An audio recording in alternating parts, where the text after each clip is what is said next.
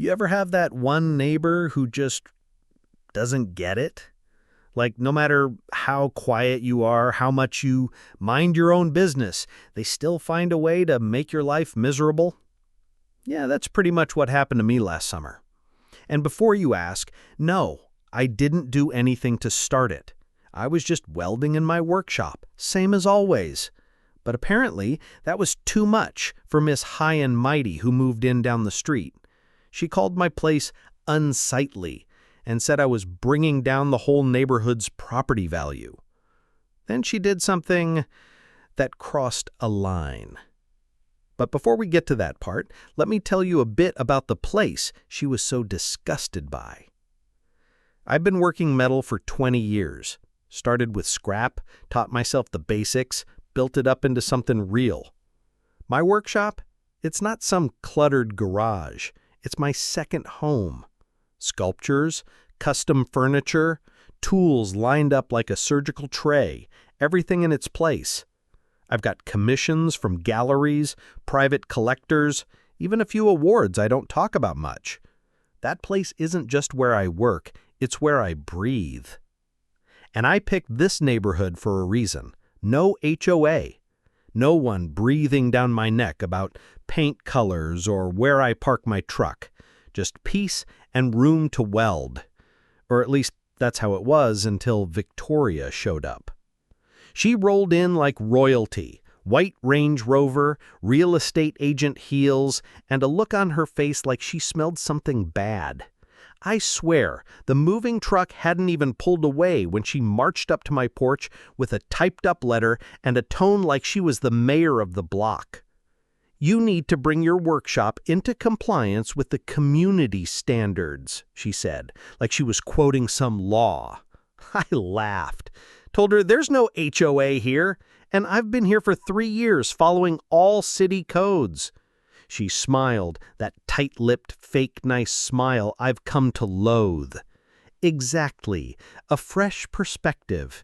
You've got 7 days. From there, it was letters in the mailbox, daily. Complaints about noise, about aesthetic pollution, about unsecured hazardous materials. Mind you, all my gear's OSHA safe, and I don't work past 6 p.m. She wasn't concerned about safety. She wanted control. My buddy Carl, who's lived next door since the 90s, pulled me aside one day. He did the same thing 2 blocks over, he said. Ran out a guy with a vegetable garden and a single mom who worked nights. Don't let her push you, man. I tried. Lord knows I tried. I ignored her car blocking my deliveries. I gritted my teeth when she'd show up uninvited, concerned about fire risk.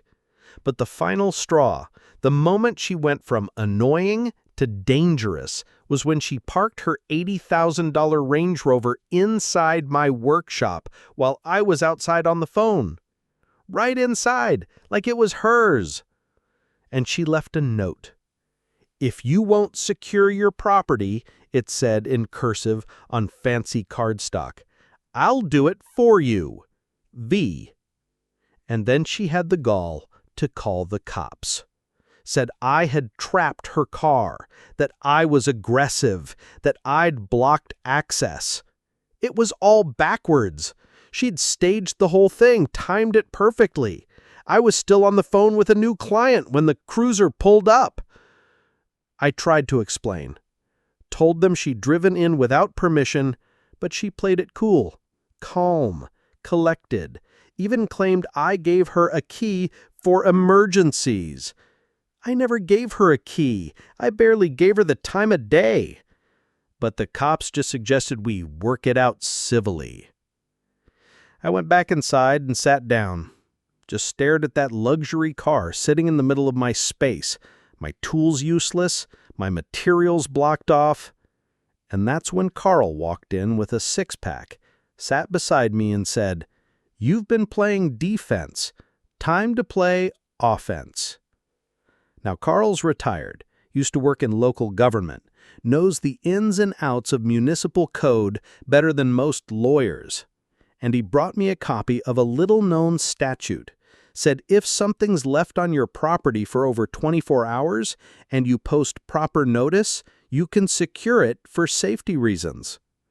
Son, you're a metal worker. She just gave you a canvas. At first, I laughed, thought he was joking. But the more I looked at that car, the more I realized this wasn't vandalism. This was reclamation. So I did what I do best. I planned, measured, sketched. And over the next 8 hours, I turned that Range Rover into the centerpiece of an art installation. Steel bars, welded clean and true, wrapped around it like a sculpture, a protective cage, built with care and craftsmanship. Every weld solid, every joint elegant. It wasn't a trap, it was a statement. On the front, I bolted a sign, Consequences, Mixed Media Installation by J. McKinney, 2024. And below that, Gone Fishin', back in 2 weeks. I booked a last-minute cabin up in the mountains, turned off my phone, and left Carl in charge. By the time I came back, the whole neighborhood knew. Turns out, Victoria had tried everything, called the cops, again. They saw the notices, saw the structure, saw the cameras. It was art, not criminal. She called a locksmith, who laughed and said, "Lady, you need a welder, not a key." Tried a tow company, who refused to touch it without a demolition permit. And then the news picked it up. Local artist uses metal sculpture to reclaim space from HOA bullies. Suddenly, the same neighbors who'd been too polite to speak up were knocking on Carl's door to say, "Good for him." Turns out, half the street had their own Victoria stories. She'd complained about kids drawing chalk on the sidewalk, tried to ban wind chimes, filed noise complaints against backyard barbecues. By the time I got home, folks were bringing their kids by to take pictures in front of my art. Carl handed me a lemonade and said, "You're a local hero now." And Victoria? She moved out within a month. Didn't say goodbye, didn't apologize, just packed up her furniture and left a sign in the yard. We threw a block party that weekend, first one we'd had in years. And my workshop? It's open every Saturday now for free classes. Turns out a lot of folks around here want to learn how to weld. You know, I didn't set out to make a statement. I just wanted my space respected.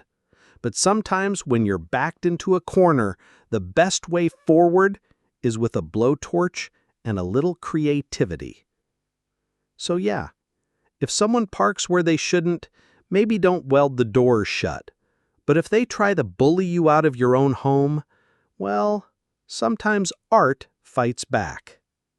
Now tell me, what would you have done if someone drove into your workshop and called it helping? Drop a comment below. Let's talk about it. Ever dealt with a neighbor like that? Think I went too far or just far enough? Hit that subscribe if you like justice served with sparks. And remember, sometimes the best revenge is just really good craftsmanship.